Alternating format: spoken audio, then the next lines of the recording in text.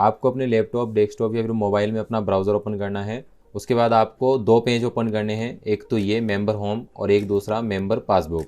इन दोनों पेज के आपको जो है लिंक वीडियो के डिस्क्रिप्शन में मिल जाएंगे, आप वहाँ से डायरेक्ट क्लिक करके भी इन दोनों पेज को ओपन कर सकते हैं। अब आपको यहाँ मेंबर होम में सबसे पहले अपना यूएन नंबर डालना है, पासवर्ड डालेंगे, उसके बाद कैप्चा एज इट इज़ इसको फिल कर देंगे और यहाँ से इसको साइन इन कर लेंगे। पासबुक में भी आपको अपना यूएन नंबर डालना है, यहाँ पर पासवर्ड डालना है, उसके बाद यहाँ कैप्चा डालेंगे और यहाँ से इसको लॉगिन कर लेंगे। लॉगिन करने के बाद आपको यहाँ मेंबर प्रोफाइल में मेंबर की सभी डिटेल्स शो हो जाएंगी। अब यहाँ से हम जो है व्यू पर ओके करेंगे और यहाँ से सर्विस हिस्ट्री में जाना है।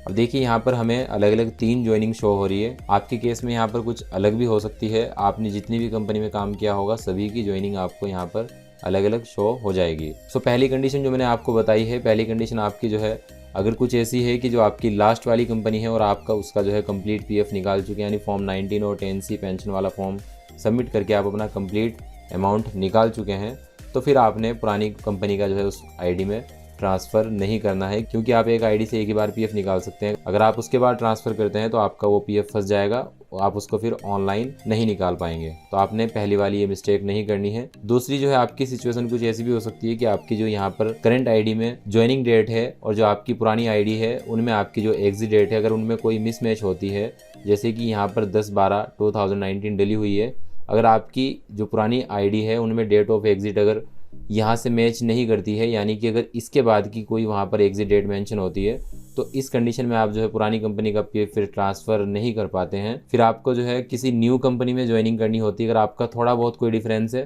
तो आप किसी न्यू कंपनी में ज्वाइनिंग करके उसको वहाँ पे ट्रांसफ़र कर सकते हैं। सो अगर आपकी ये वाली कंडीशन है कि आपकी डेट ऑफ एग्जिट और डेट ऑफ ज्वाइनिंग मिसमैच है और थोड़ा बहुत अगर आपका डिफरेंस है, तो फिर आप जो है उसका पुरानी आईडी का 75% निकाल सकते हैं ऑनलाइन ही, और उसके बाद जब आप किसी अगली कंपनी में ज्वाइनिंग करेंगे, नेक्स्ट ज्वाइनिंग, तो फिर आप उसका 25% बचा हुआ उस आईडी में ट्रांसफ़र कर सकते हैं।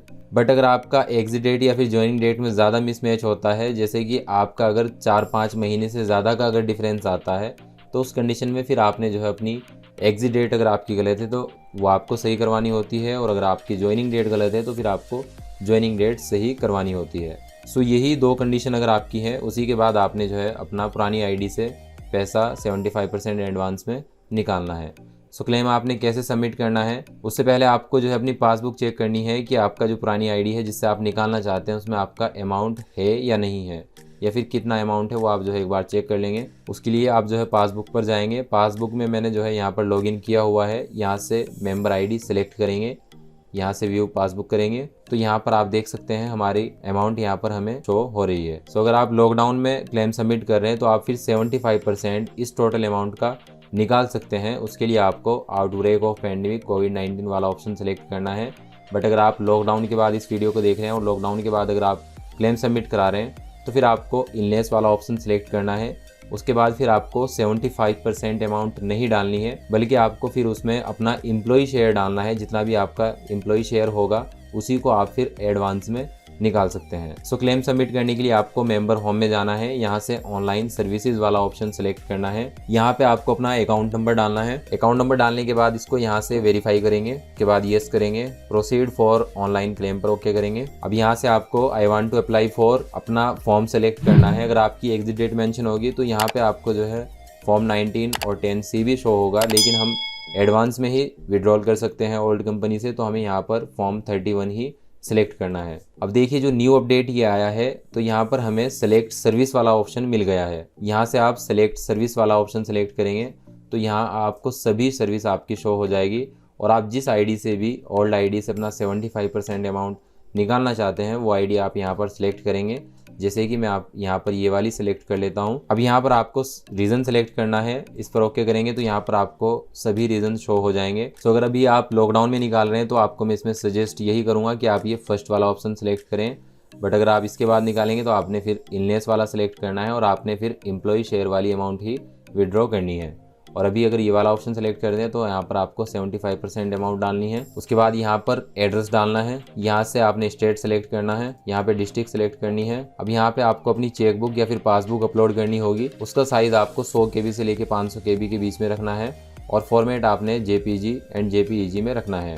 यहाँ से चूज फाइल पर ओके करेंगे। फाइल की लोकेशन को सिलेक्ट करेंगे। अब यहाँ पर ये कुछ टर्म्स एंड कंडीशंस दी हुई है, इसको यहाँ से एक्सेप्ट कर देंगे। चेक बॉक्स से इसको यहाँ से टिक कर देंगे। अब यहाँ से गेट आधार OTP पर ओके करेंगे। इस पर ओके करने के बाद आपके आधार कार्ड पर जो मोबाइल नंबर लिंक होगा उस पर एक OTP सेंड किया जाएगा। अभी जैसे कि हमारे केस में यहाँ पर आधार कार्ड पर मोबाइल नंबर लिंक नहीं है, तो यहाँ पर कोई भी OTP हम सेंड नहीं कर सकते और ना ही हम क्लेम सबमिट कर सकते।